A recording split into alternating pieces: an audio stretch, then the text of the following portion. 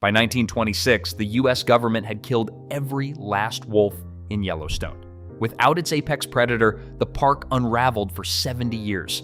Elk surged past 20,000, riverbanks eroded, beavers nearly vanished. In 1995, 41 wolves were released into that broken system. What followed went far beyond a wildlife recovery. As George Monbiot put it, the wolves changed the rivers. How a single predator reshaped an entire landscape begins here. In 1914, the United States government authorized a sweeping predator control campaign in Yellowstone National Park. The U.S. Biological Survey, backed by congressional funding, led the charge. Federal agents and park rangers coordinated with local hunters, deploying poisoned baits, steel traps, and rifles along migration corridors. Bounty payments ranging from $20 to $50 per wolf attracted a steady stream of hunters eager for government rewards, a considerable sum in the early 20th century. Over the next 12 years, official records from the U.S. Forest Service document the systematic removal of Yellowstone's gray wolves. By 1926, the last known wolf, a lone male near the Lamar River, was shot, closing the chapter on the species' presence in the park. The rationale was clear in memos and public statements. Wolves were seen as threats to livestock and as competitors for elk, which were valued for hunting and tourism. The prevailing view among policymakers and ranchers held that a wolf-free Yellowstone would protect both economic interests and game populations. The result was an ecological vacancy at the apex of the food chain. For 70 years, the absence of wolves would set in motion a cascade of changes, transforming the park's landscape in ways few could have predicted. Across Yellowstone's northern range, the disappearance of wolves set off a measurable ecological unraveling. Elk numbers surged, with winter counts approaching 20,000 by the late 1980s, a five-fold increase from the late 1960s. Without predation to keep them in check, elk concentrated in the valleys and riparian corridors, especially during harsh winters. Browsing pressure on willow, aspen, and cottonwood intensified to the point where young stems rarely grew above half a meter. Field surveys from the early 1990s found that over 80% of willow shoots and most cottonwood saplings bore clear signs of elk feeding. The suppression of these woody plants had cascading effects. Stream banks, once anchored by dense root networks, began to erode more sharply. Hydrological monitoring recorded increased sediment loads and higher turbidity in the Lamar and Yellowstone rivers, as bare banks sloughed soil into the channels with each spring flood. Channels widened and became less stable, losing the complexity that supported fish and aquatic insects. Beavers, which depend on healthy stands of willow and cottonwood for food and dam construction, vanished almost entirely. By 1995, only a single active beaver colony remained on the northern range, down from dozens in previous decades. Without beaver dams to slow water and create wetlands, river systems lost their natural buffers against erosion and drought. The ecosystem, once shaped by a dynamic interplay of predators, herbivores, and engineers, now showed the unmistakable signs of imbalance. A landscape dominated by elk, stripped of its stabilizing vegetation, and missing the keystone species that had once kept the system in check. On January 12, 1995, 14 gray wolves captured from Alberta and other northern packs were released into Yellowstone National Park under the authority of the Endangered Species Act, Section 10J. This legal framework designated the new arrivals as an experimental population, allowing managers to test whether a top predator could restore ecological balance without triggering the full weight of endangered species restrictions. The U.S. Fish and Wildlife Service, working with the National Park Service, oversaw the operation, holding the wolves in acclimation pens before opening the gates. In 1996, additional groups were brought in, bringing the total to 41 released wolves. Each animal was fitted with a radio collar, and biologists tracked their movements, pack formation, and hunting behavior. The reintroduction was not a symbolic gesture or a simple return to the past. It was a deliberate, closely monitored ecological experiment designed to test the theory that apex predators act as keystone species, organisms whose influence extends far beyond their own numbers. Scientists hypothesized that the presence of wolves would alter elk distribution and behavior, introducing what ecologists call the ecology of fear.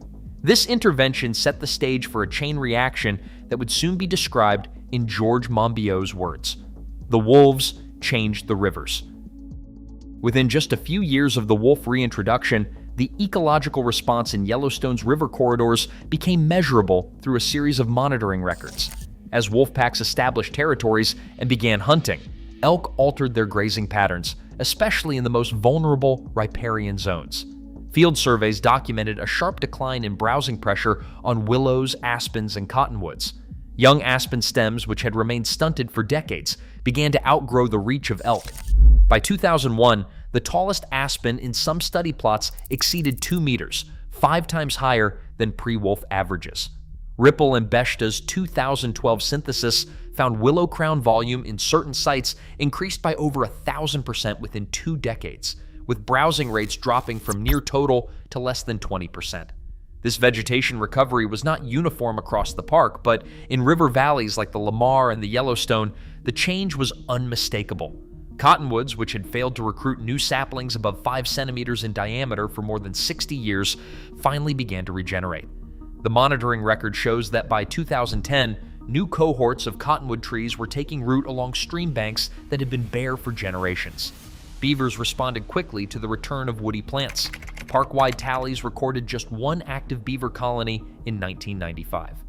By 2007, that number had climbed to 9, and by 2024, over 100 colonies were documented across the northern range. Beavers used the revitalized willows and cottonwoods to build dams, which slowed water, raised local water tables, and created new wetlands. These engineered habitats supported a rebound in fish populations, especially native cutthroat trout, and provided breeding grounds for amphibians and songbirds. Breeding bird surveys showed increased occupancy of warblers, sparrows, and thrushes in restored thickets compared to the years of elk-dominated open ground. Hydrological studies tracked a reduction in stream bank erosion and turbidity where vegetation and beaver activity stabilized the banks. In reaches where beaver dams multiplied, river channels narrowed, pools deepened, and sediment loads dropped. The physical landscape itself began to shift. As George Monbiot famously summarized, the wolves changed the rivers.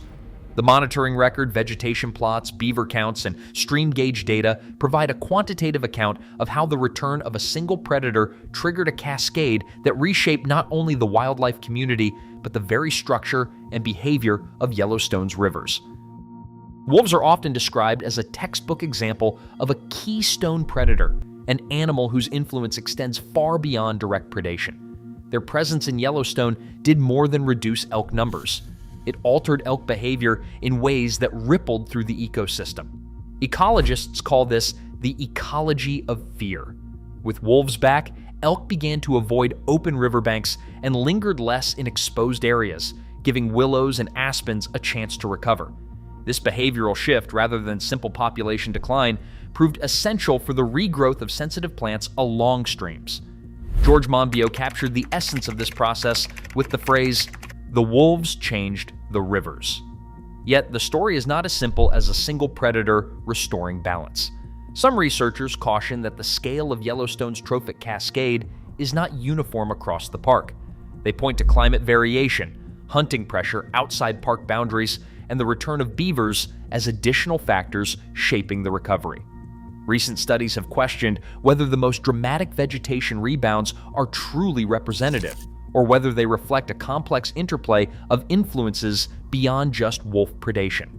The scientific debate continues, reminding us that even the most celebrated ecological experiments are subject to ongoing scrutiny and revision. Yellowstone's wolf reintroduction now stands as a global reference point for rewilding policy. Conservation planners from the American Southwest to the Scottish Highlands have studied its outcomes when considering whether to restore apex predators to their own landscapes.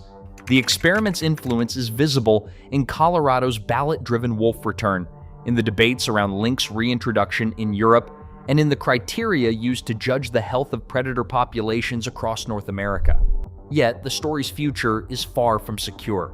As federal protections for wolves have been rolled back, state-level hunting quotas and regional management plans have introduced new risks. Mortality rates outside Yellowstone's borders have risen, and the continuity of the park's recovery now depends on decisions made far beyond its boundaries. Conservation policy, once the force that allowed an ecosystem to heal, now faces the test of whether it can maintain that balance amid competing pressures. The lesson is clear. A single policy decision can set ecological repair in motion, but only sustained stewardship can ensure its survival. Today, Yellowstone stands as empirical proof. A keystone predator can rewire an entire ecosystem through the ecology of fear. As policymakers debate wolf protections, the lesson is clear.